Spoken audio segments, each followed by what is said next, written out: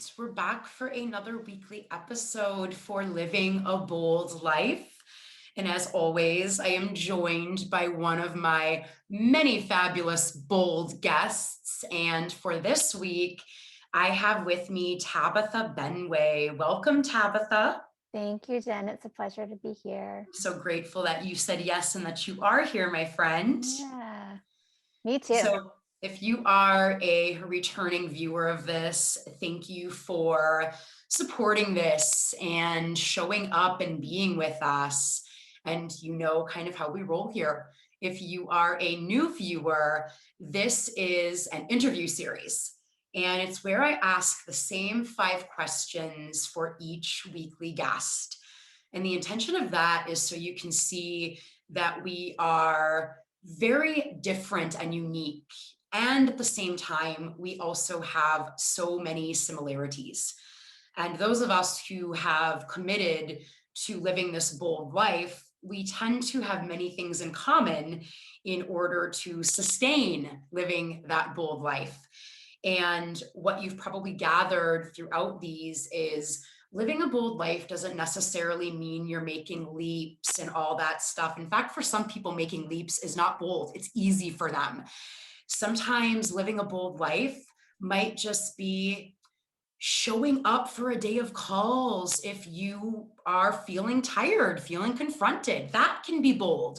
So I hope that by now you're all starting to see that many of us, most of us are living bold lives, and maybe you're starting to give yourself some credit for that if you haven't been.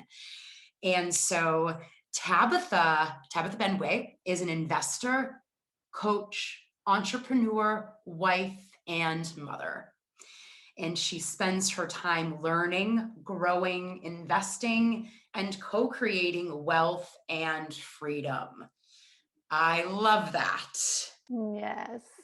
And so whatever platform you are watching this show on, ways that you can connect with Tabitha are going to be nestled under there. So just go have a peek at the copy if you are wondering how you can get to know Tabitha better, follow her, connect with her, and all of that good stuff.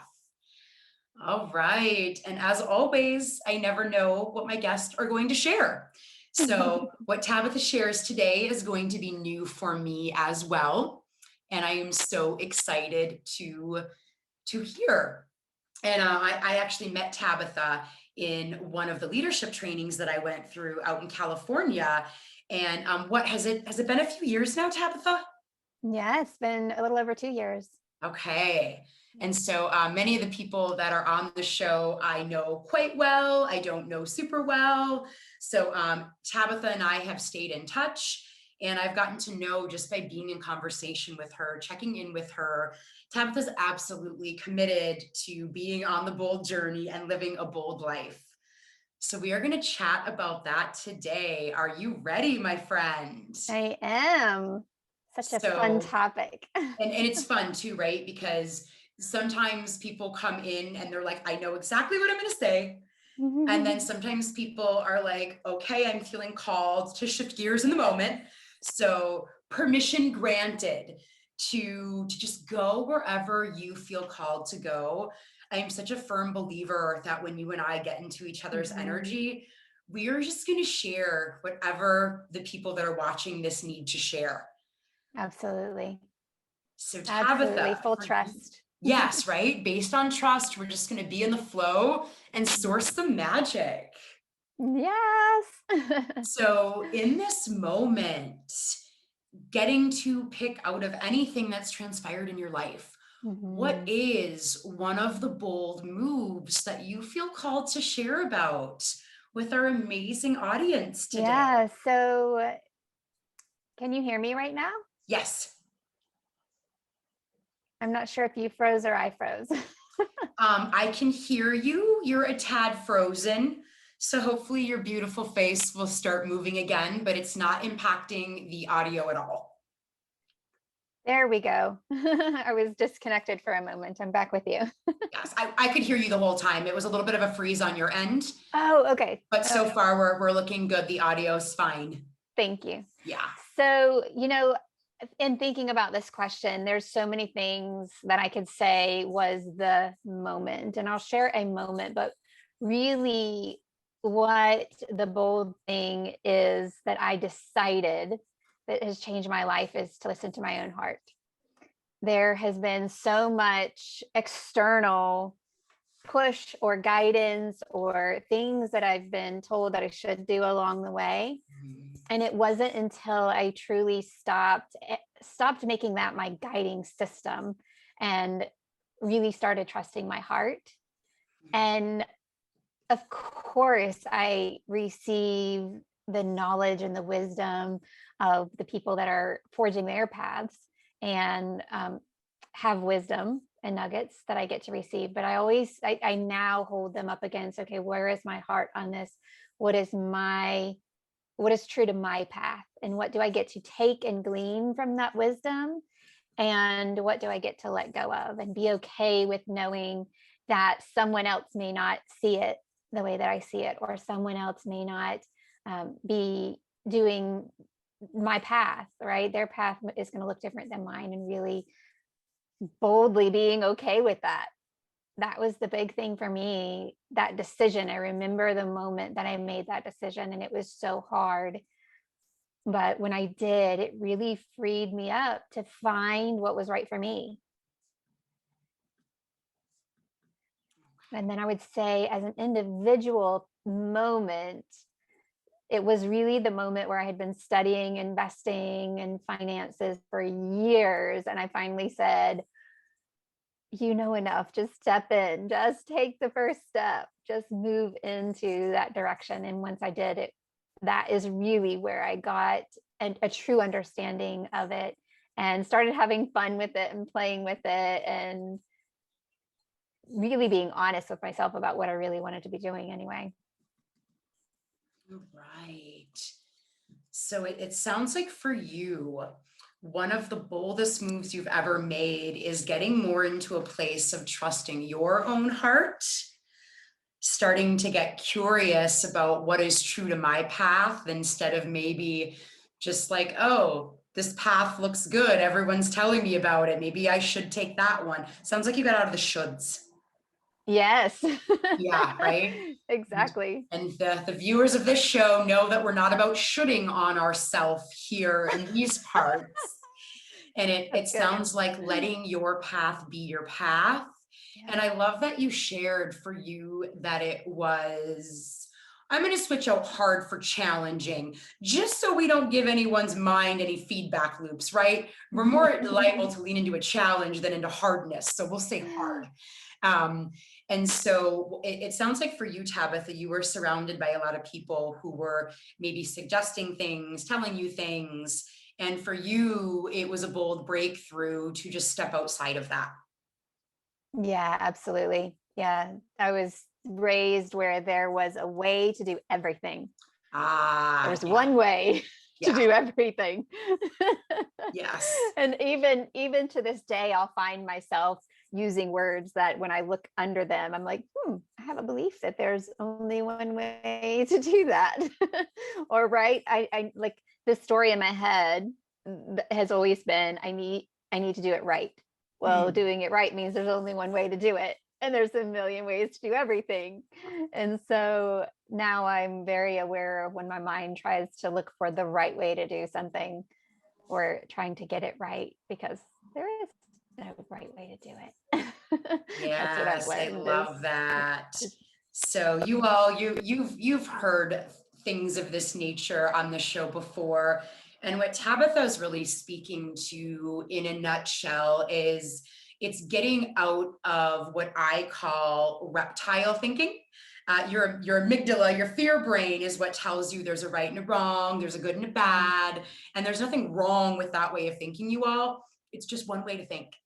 And as Tabitha is mentioning, when we start to train our mind to think bigger, to think more elevated, we start to see that there's literally billions of ways. And while there might be one way, it might not be the best way, it might not be the most fun way. And very often for many of us, it's our winning strategy that no longer lets us win. And we have to find new ways if we actually want to keep climbing. Yeah, so true. Yeah, that is beautiful. Thank you for sharing that. And also, what I'm hearing is that for you, that move created freedom, fun, and play. Absolutely. And I'm guessing the freedom, the fun, and the play allowed you to think even bigger and come up with even more ways to do things. Oh, yes. Oh, yeah. That is one of the things that I've probably most recently understood is that when I'm having fun, which, I also have a background in education. And so I do understand that, studies show our brain's favorite way to learn is through fun. Yeah. And now that I'm an adult, right? And I'm thinking that that's the way that we learn when we're children, like all this time. And now I'm in this space, like I said, more recent breakthrough is that, oh, that's always the way that we're going to learn best is through lightening it up, freeing it up, allowing ourselves to have fun. And then it was the level of, okay, I understood it cognitively. And then it was like, oh, as I started just doing it again, it's just being in the practice because have found for myself.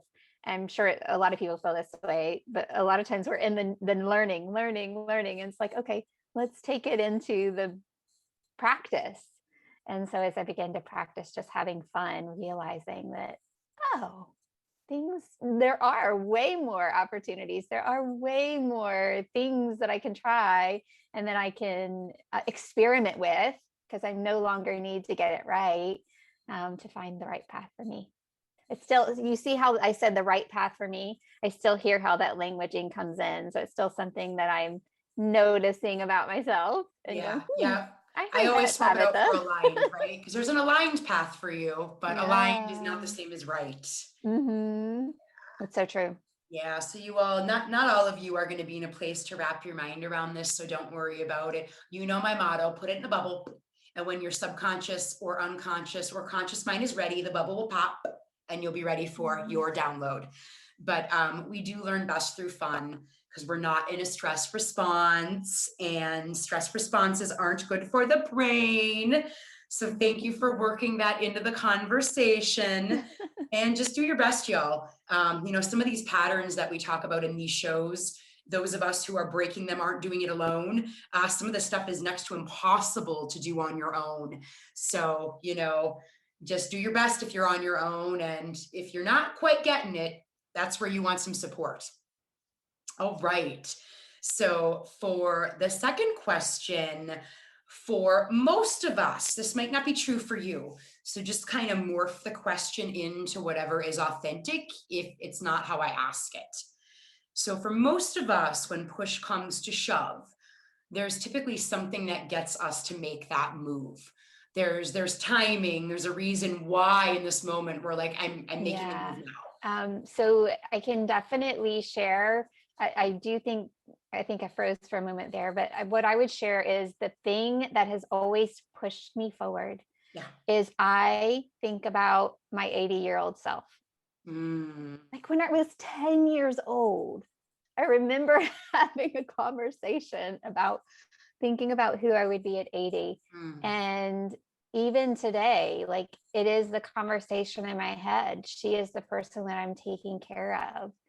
She Mm. is the person that, you know, I'm I know for that I am, I think everybody can put themselves in this sentence. I am the only person who will be with me every day of my life for the rest of my life. So when I'm 80 years old, my husband may or may not be with me. I would be blessed to have him along the journey the whole way. Um, my children may or may not be, here. They may be off doing their own thing. I I get to take care of me. I get to make decisions today for me. And knowing that if I sacrifice myself, I am sacrificing that woman. I Mm. see the women in my life who are older and are that age and, being alone or having sacrificed their whole life for everyone else. they are in a position now where they've given and given and given. And now who's taking care of them? And so, I, of course, want to be that person to support them as well. But if I don't do that for me now, at the age that I am now, and the capacity that I have to have my mind on keeping an eye out for her, then I'll be the person that overgave all my life, and then at the end have what to be there for me. So it's me, it's my little old lady self that I know is coming along the way, and me standing for her, that allows me to make hard decisions. I'd say my children, but I know that they're strong and brilliant and vibrant and are going to do amazing things in the world. And of course, I do it for them. But at the end of the day, yeah, not being the weak, gave it all up for everyone else, grandmother that I just choose not to be. I love that. So, dear sweet audience, to my martyrers out there, it's not getting you anywhere that's really going to serve you. It sounds lovely to say, for my children, for my husband, for my partner, but this is the analogy of the airplane. You have to put your own mask on first, or you are not giving people your highest self. And your children and your partner, they deserve that from you. You deserve that from you. And I love that you shared the projection into the future. Because what I found to be true is a lot of us have not had that training with our brain to think very much past here. And so we're not in the conversation of how does the now support my future self? What does my future self want and need? And it's a powerful conversation. And I also love the non-attachment and the openness in which you're viewing the future. Because I used to work with the elderly population when I was a low vision therapist and a vision rehabilitation therapist. Part of why I wanted to go into coaching. Yeah. I didn't want to be in that conversation anymore. It was a lot of dead ends. And I saw so many people, and I was so grateful for the messages these elderly people told me. I watched person after person wait until they retired and their kids were out of the house to do the things they wanted to do. And you know what? A lot of my patients were losing their vision. They had health indications. They couldn't do these things. They missed their window. They missed it. A Yeah. lot of the stuff was gone. They couldn't do anymore. And so, they really beat it into me. Don't be us. Do it when you want to. Do it when you're young. Don't wait until that thing. Do it now for you. And so I love that you're sharing that and normalizing that. And I think, you also hear often so many people where I thought my partner would be with me forever. I thought this. And the expectations just don't set us up to always win. Yeah. And so you're just very open to, I hope, but I don't know. All I know is it's this. Yeah.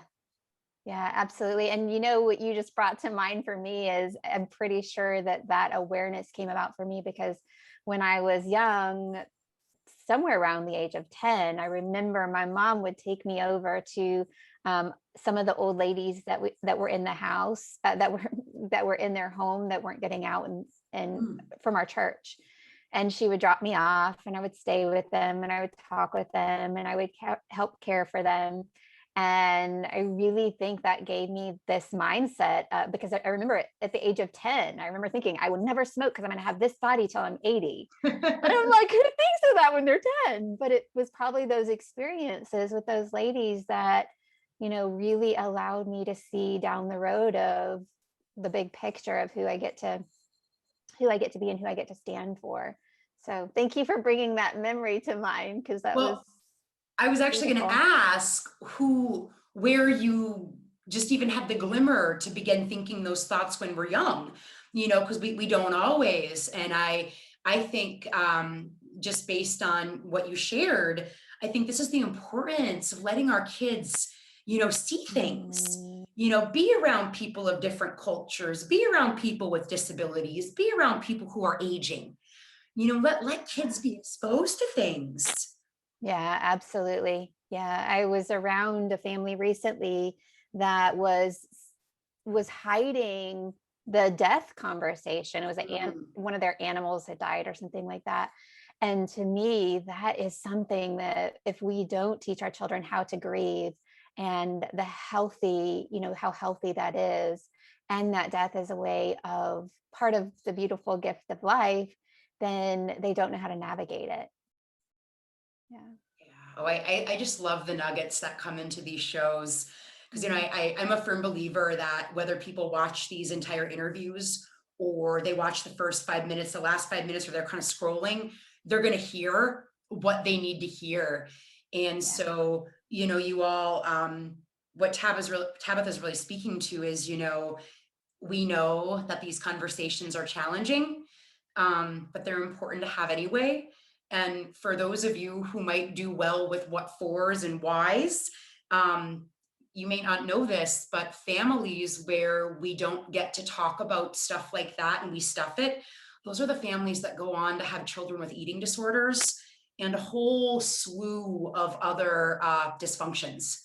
And there's great therapies and things out there, so don't worry. We're not going to get our kids out perfect. There's no such thing, right? We just do our best. Yeah. But there are things to think of what is the impact if we don't have this conversation. And Mhm. so thank you for bringing that up, Yeah, because it absolutely. is important to talk about. And who knows, right? Like, what could it create for that child to go on and think about that could implicate their future? Like for you, mom had you hanging around with some of the little grannies, and it gave you an insight into how do I want to feel in that age. And Mhm. that's why I feel, really where alignment comes in. If we don't have that future vision, how do we make choices for now? Absolutely. And I'm betting too for you, Tabitha, being that what you do is, like investing and co-creating wealth and freedom. For you, I'm probably thinking like there's a certain way you see like even living in retirement at 80. Oh, yeah, Does some of absolutely. that have to do in with where you want it to serve? Oh, yeah, absolutely. Yeah, I have a vision of it being fun and vibrant, and that, me at 80 is me being fully expressed even more so, right? As I continue to grow and up level and continue to allow myself to be coached, because I will always be reaching for what's new and what's more to uncover of me. I see this free, unleashed 80-year-old that's experiencing life to the fullest at that age. Absolutely. Oh, I love that. I'm just having visions of like you wearing all these fun little outfits and like going out dancing. And Yeah. yeah, when I see elderly folks who own it like that, like Mhm. the first thing I think of is thank you for inspiring me. Yes, me Thank you too. for reminding me that I get to have that too if I choose it and create it. Yes. I'm the same. My friends and Yeah. I talk about this. We're like, we're still going to be having our events for dancing. We're going to wear our sequin and sparkly clothes if we want. Mhm. Yes. Yeah, and I love that you bring into the space choosing, right? Because that's what my thought too. When I see women that are older than me, 50s, 60s, 70s, 80s, I'm looking at it like, oh, I'm choosing that. Yeah, right. Right? When I You see know, that vibrancy. it so is. And that's even where I just think of, when I look at some older people who are just hunched, I'm like, oh, if you could just give me maybe a few sessions of restorative yoga with you, I could probably undo a lot of that posture. And, so I Mhm. just see so many older people and I'm like, oh, the choices. I wish I could have supported you because it didn't have to be this way for you. I Yeah. feel like the example we have for aging in our country isn't a very empowered one. We see ultimately a lot of people who haven't taken care of themselves, and we hold Mhm. that as normal aging. When it's like, no, that's a person who's literally done nothing to age well. Yeah, absolutely.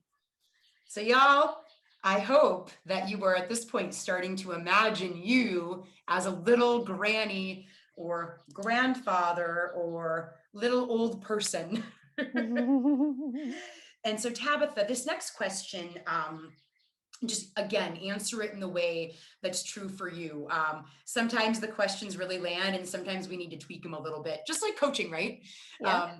So, what I have found is for many people that are living a bold life, continuing to make bold moves, there are certain choices that are being made on a regular basis to what we need, what goes into continuing to show up for a bold life, right? Because we need to be in a certain space for that. And Yeah. so I have found that for this question, there's a lot of similarity, but then we all have that different nuance of what it really is for us. And so sometimes this question, it's a certain things we always need. For some of us, it's seasonal. For some of us, just when we get it down, it changes again. Yeah. So for you in this moment, is Yes. there anything that comes up when you look at, yeah, what is that formula? What does allow me to sustainably keep living and showing up for this bold life I've created and am creating? I would say several things. One is continuously choosing to be in coaching, because there will always be things that I don't see. There will always be things that, as much as I grow and as much as I am a coach that supports other people with their blind spots, I'm going to have my own blind spots that I don't see. And so allowing myself to continue to be coached and supported by powerful leaders who are also up leveling their lives and are committed to me in a way that they'll say what they see, not in a way that, is brutal or anything like that. It's always very eye-opening and supportive. And it's an intentional choice that I make to grow myself and continue to be able to make bold moves. Because wherever we're at, there's always a new level of bold, right? And then I would say on the day to day, there's the choices, the individual choices. When I wake up in the morning, the choice to be to make sure that I'm staying hydrated. First thing I do in the morning is have a big glass of water and hydrate, because I know I'm 80% water. Like, come on, you got to clean that stuff out. Right. I know that. So, being committed to that, even if, no matter what comes up. So knowing that my choices have an effect, right? And thinking about the effect and not the choice, right? What is the effect that I want to have? I know I want to feel amazing in my body. So when I'm looking at food, I'm thinking about, how do I want to feel?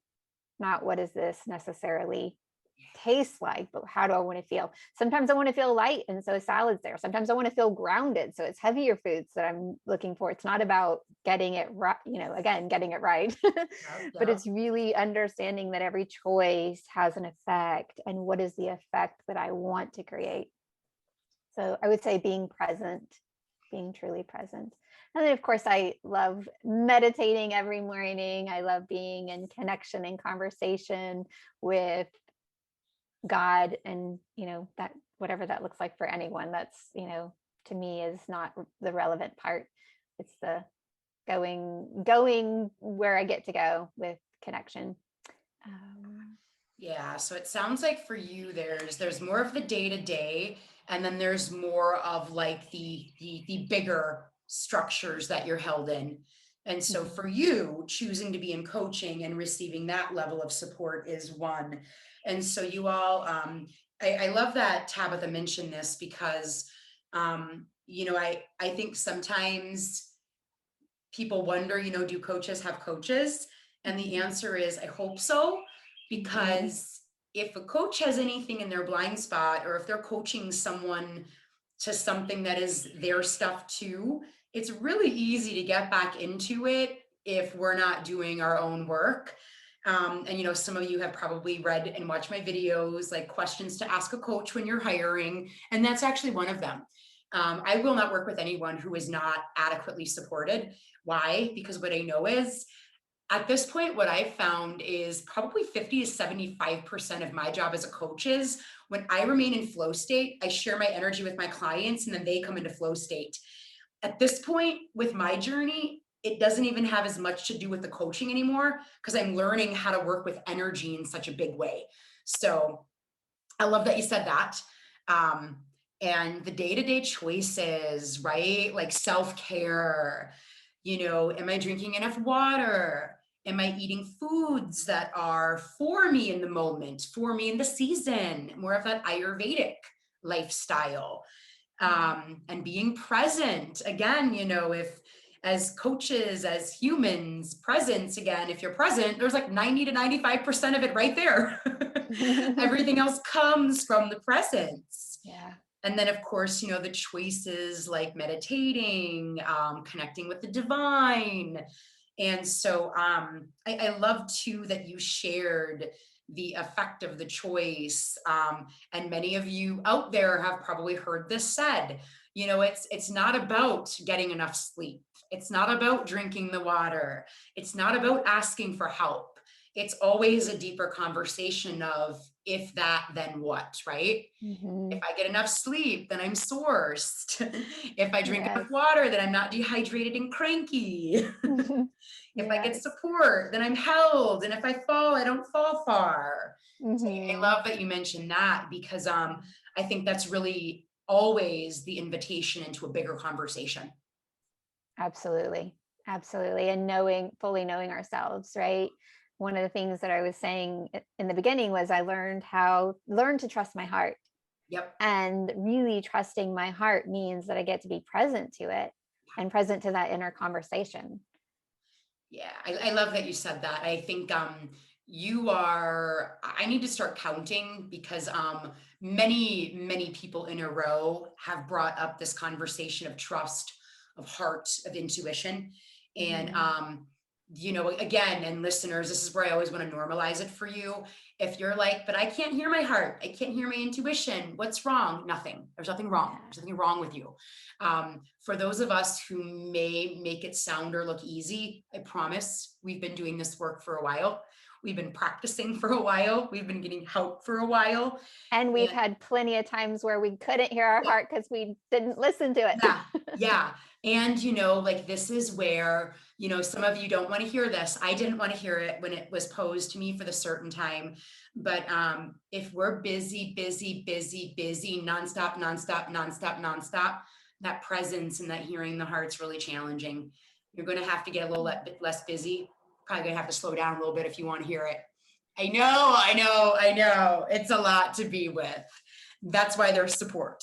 That was not an easy one for me when I started the journey.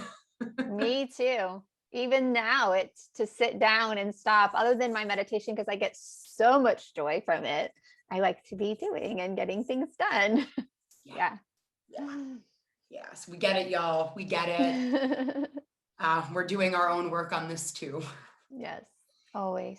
So thank you for normalizing all of that, Tabitha. That's such Mhm. important stuff.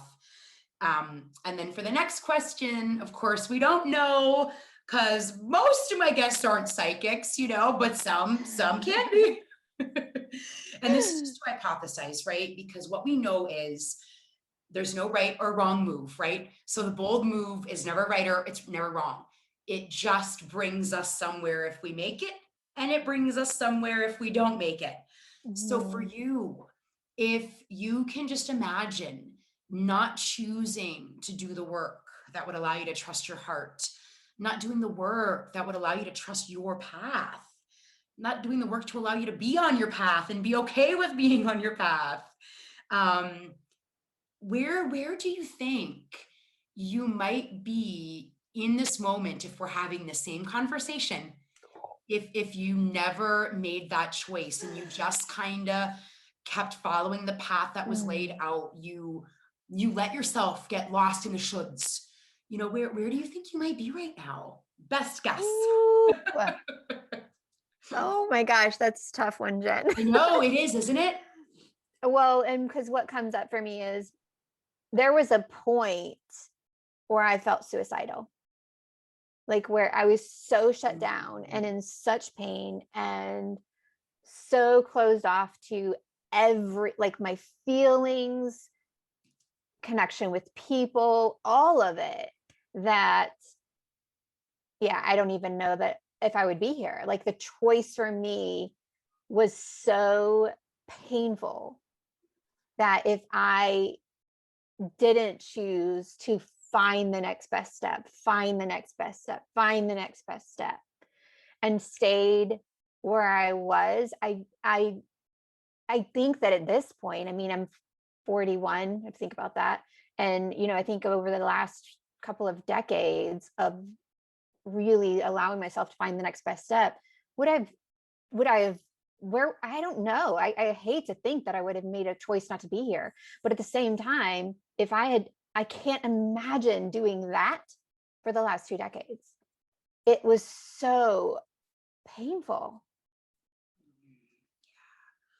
First of all, thank you for being vulnerable and sharing something of that nature.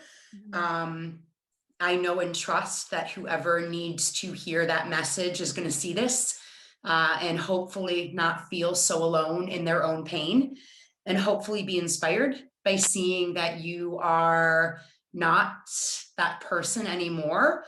And for those of you listening, while we never want to be in a space where we're so hurting and so confronted, where we actually do wonder, do I want to be here anymore? The reality is sometimes we do get there, and we know this. And, sometimes the gift of being in that much pain is, for some people who just kind of tread water and they're like, things are okay, they have no catalyst to ever push them out of that.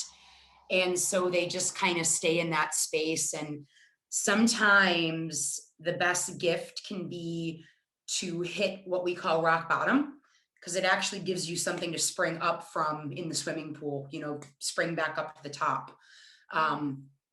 Because sometimes we just get to a level of so much pain where we're like, something has to give, and it will force us to find a way to make it give. And so, Tabitha, for anyone who might be watching this, listening to this, who might be suicidal, who might not be, but very in pain, what was your first step? Or, because I know in that space, often the very, very, very hardest thing is to just take one little itty bitty step. For you, what was that step you made? Or if anyone is in that spot, do you have any invitations on where they could maybe find some footing just to start moving, just to start stirring the pot a little bit to get out of that? So honestly, I don't. If someone is suicidal, I highly recommend getting support. The support systems that are in place are amazing. Okay. I know people that have, chosen support through, I mean, not that I never made the decision or was in a place where I needed that extreme support, but I know that people that have, and the support that we have available in this country is phenomenal. Even like, I know our the systems with the AA support, things like that. There is a foundation in there of really leaning into the divine, leaning into trusting ourselves, like all the things, and support, right? So the support that's out there is phenomenal. And so I didn't need that additional support. Anyone who does, highly recommend receiving that support. And really it comes down to that, like being willing to receive support, being willing to be in the I don't have all the answers, even today, right? To when I am in the space of I don't have all the answers and it's okay. And I allow myself to receive coaching, to step back into the coaching world, allow, coaches that are my peers to stand along beside me and receive coaching. I always say I'm open to coaching. I'm open to coaching because it's that support that allows us to take and see and choose for ourselves our next best step. So I would say no matter where we are on our journey, that's the best thing we can ever do for ourselves, is to be okay not knowing, not having all the answers, because we never will, and allowing ourselves to be in the space of receiving support and requesting support. Yeah, I love that. So you all, as you can see, there's a choice, there's an impact when we make the choice and if we don't. And in some of these shows, people's bold move, had they made it or not, it would have still been okay. But if you're in a situation of, you know, Tabitha, where it's like, okay, is making the bold move going to maybe save my life? Is it going to keep me here? It's time to make it. It's not one of the moves that some of the other people share where you get the luxury of it being okay either way, right? This is not one of those moves. And I love that you mentioned support. It is my belief that we wouldn't need all the support we needed if we didn't wait till things were wrong and the wheels were falling off. I'm a firm believer of get support before there's a problem. Keep the problems from getting in the space at all. So, I think everyone needs support. I think being under-resourced is a big issue that most people who aren't where they want to be, I think it usually boils down to support. So I love that. And okay to not know. Yeah. And so for this next question, you may feel called to simply reiterate something you've already said, or you may feel called to just share something brand new. So if you are going to I seem to froze up again. You have froze. I can hear your voice still just fine. So hopefully your beautiful face will unfreeze, but your voice is okay. So I hear you. If so the sage wisdom. Yes, if you were to leave our listeners with one final piece of sage wisdom to live a bold life, what is coming to you in this moment? Yeah. So trusting ourselves while bringing together the collective, right? And trusting the divine, really trusting the divine has been huge for me. Like knowing that my path is exactly as it's meant to be, and trusting that relationship, that dance, that the divine that allows things, that creates things showing up for me, and not questioning, but allowing myself to be in a space of, okay, what do I choose? Right? Because oftentimes it comes up like a beautiful buffet, all these choices, right? And really trusting myself to choose from the buffet of life that the divine has brought me, without making any of it wrong, without, being in a space of that, I won't have that. Right. I feel like there was a time in my life, and a lot of us have this like, well, I don't want this and I don't want that. And I don't, and we're in all the things we don't want.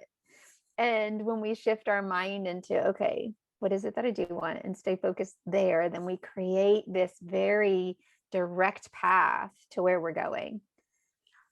And it guides us, right? When we anchor in, okay, this is what I do want. So I would say when you hear your mind talking about, oh, I don't want this and I don't want that. Okay. Sometimes we don't know what we want, but a lot of times we can take, okay, what do I not want? And if I look at what's the opposite of that, it's usually where our heart is like, that's it. So yeah, just coming out of the, okay, I don't like list into the, okay, what do I like? What do I want? And choosing it. Like you were saying, right? I'm going to take that little piece from that cute little old lady who's living life on fire, and I'm going to put that over here. That's in my bucket now. Yes. This final pieces of sage wisdom is to trust yourself while bringing together the collective. And once again, Trust is something a lot of our minds aren't wired to easily do. Trust is something our nervous systems are often not easily able to do.